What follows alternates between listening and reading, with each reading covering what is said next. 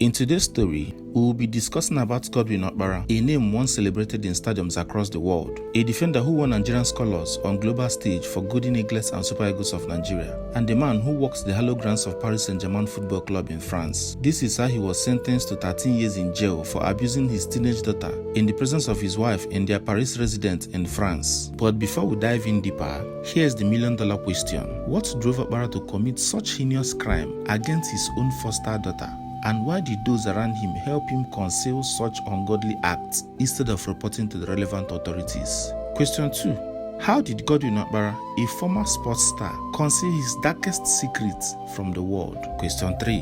How did the foster daughter survive the abuse, and what ultimately led to the expose of Okpara's horrific actions? Before we continue, please like and share this video, and also don't forget to subscribe to the channel and hit the bell notification button for more crime stories. Godwin Okpara is a former football international who hit the limelight in 1989 when he played for the Golden Eaglets of Nigeria at the FIFA Under-17 World Cup in Scotland. After a group match in which he was voted the best player of the match, the great football legend of Brazil, Pelé, predicted that Okpara would be one of the best players in the world, given his sublime skill. The Imo State-born defender, after playing for Ajib FC of Lagos and Obanta United, began his foreign professional stint in Belgium in 1989 with Beerschot Football Club and later Eintracht Football Club, also of Belgium. He also played for Strasbourg and Paris Saint-Germain Football Club of France, Standard Liège Football Club of Belgium,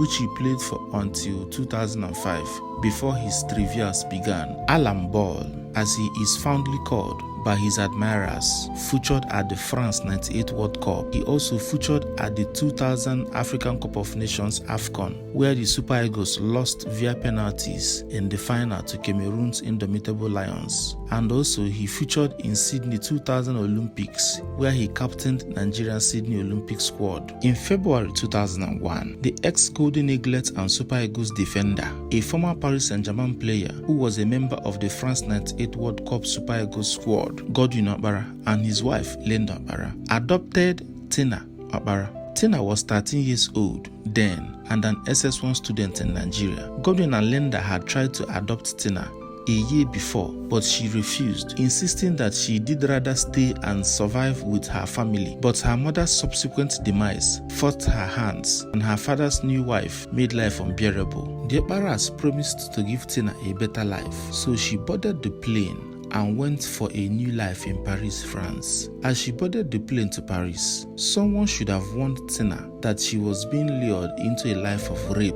and dehumanization. A few months after arriving in France, it became very clear to Tina that the Okparas had no plans of sending her to school. She cooked, she cleaned, she washed and got regular verbal and physical assault from Linda Okpara, always being reminded that she, unlike her siblings, was being saved from a life of wretchedness in Nigeria. All this while, she lived in the basement without a heating system, with only a tin mattress on the floor. The first abuse occurred about a year after Tina's arrival in France. She just turned 14 years old then. Whenever Linda and Godwin had an argument and a fight, Linda would angrily storm out of the house, and Godwin would use that opportunity to take advantage of Tina and shatter her innocence. One day, Okpara took Tina from the couch upstairs to the basement. He put his hands in the underwear she was wearing and told Tina he wanted to sleep with her. Her resistance could not match him physically. You can imagine the strength of an international footballer compared to the strength of a 14-year-old girl. He suffocated her and crushed her with his weight and had his way. When it was done, he gave her the classic and familiar statement, "If you talk, I will kill you." It was the first time, but what she doesn't know is that many more would still follow. At this point, for over a year, while being clubless and searching for a new club, Godwin Okpara abused Tina's innocence consistently. I leave you to imagine a frustrated man left alone in a house with a defenseless young girl. In an interview that Tina had in France, she said at a point she stopped fighting altogether. She just lay there like a dead wood and took her mind elsewhere while he ravaged her body. One fateful day, in February 2005, 4 years after Tina's arrival, Okpara was on top of Tina, abusing her innocence again. This time, his wife walked in on them and started slapping and raining curses on Tina. In a thundering voice, Okpara's wife said to Tina that she would deal with her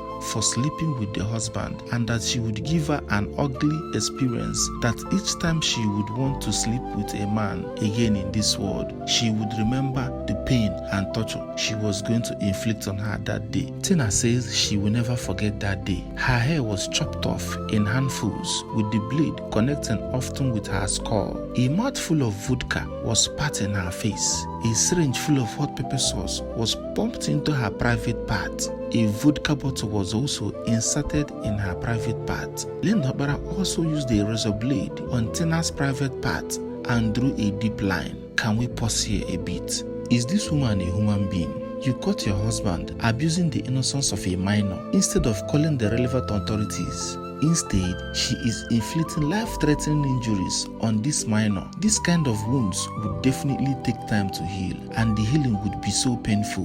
Linda said the wounds in between her legs burns when she walks. She said it burns when she sits down. She also said it's worse whenever she goes to the toilet. The pain was so intense that she almost faints every time she has a need to urinate. 6 months later, after she has healed up from the razor cuts on her private parts, Godwin Okpara was ready to abuse her innocence again. But this time, Tina found the courage to flee. She ran away to the police station to seek refuge and help from the police. She explained to the police officers on duty what she's been passing through in the hands of her adopted parents. They asked her of her name, and when she mentioned her name, the police officers on duty asked her if she was related to Okpara, the footballer that played for Paris Saint-Germain football club. When she said yes, they totally started talking and discussing about football and how great Okpara was as a footballer who played for Paris Saint-Germain football club. Then they said they were going to help and get people to take care of her, but they lied to her. They called Okpara's home and asked them to come and take Tina back.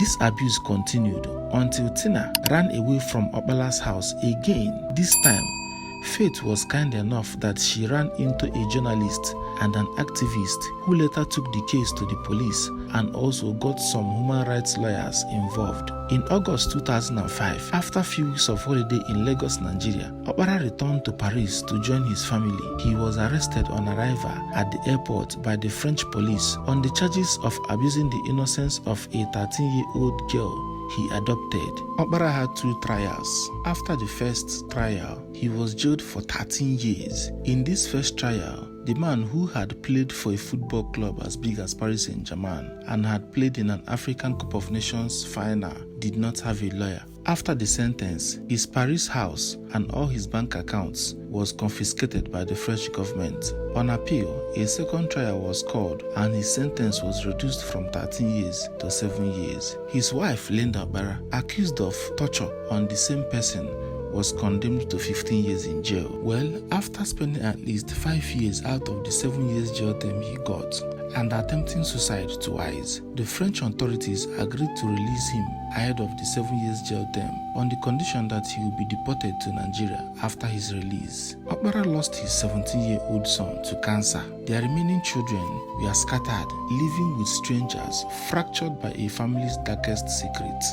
This story is a haunting reminder that evil hides behind familiar faces, and justice often comes only after years of suffering. If you found this story compelling, please like, share, and subscribe to Crime Scene Insightz. Hit the bell notification to stay updated on more gripping crime stories that you won't find anywhere else. I am King.